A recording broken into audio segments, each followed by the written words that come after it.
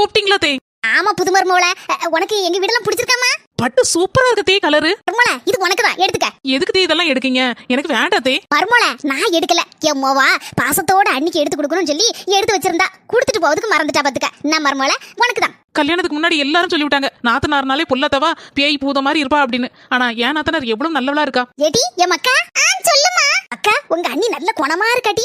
லேச மஞ்ச கலர்ல நல்ல ப்ளூ கலர் பார்டர் போட்டு ஒரு பட்டு உனக்கு எடுத்து வச்சிருக்கா பாத்துக்கா. என்கிட்ட கொண்டு தந்து எதே நான் கொடுக்க மறந்துட்டேன், நாத்துக்கிட்ட கொடுத்துருங்க அப்படின்னு சொன்னா பாத்துக்கா. நானும் புது அண்ணி எப்படி இருப்பாங்களோ நினைச்சேன். ரொம்ப ரொம்ப நல்ல அண்ணியா இருக்காங்களே. செல்ல தாயி என்ன இப்படி சொல்லுத? நீ தானே 2 பட்டையும் உனக்குன்னு எடுத்த. என் மோவளுக்கும் புது மருமகளுக்கும் இடையில ஒரு அன்பு உருவாக்கணும்லக்கா. முதல் கோணல் முற்றும் கோணல்பாங்க. முதல்ல சண்டை வந்துட்டுன்னு வச்சுக்கேன், அது கடைசி வரைக்கும் சண்டையும் சச்சரவுமா தான் இருக்கும். அதனாலதான் நான் 2 பட்டை எடுத்து ஆளுக்கு ஒரு பட்டை, அவ எடுத்து கொடுத்தான் இவட்டையும், இவ எடுத்து கொடுத்தான் அவட்டையும் சொல்லி ஒரு அன்பை உருவாக்கி வச்சிருக்கேன்க்கா. செல்ல தாயி நீதான் உண்மையிலே ஒரு நல்ல மாமியார்.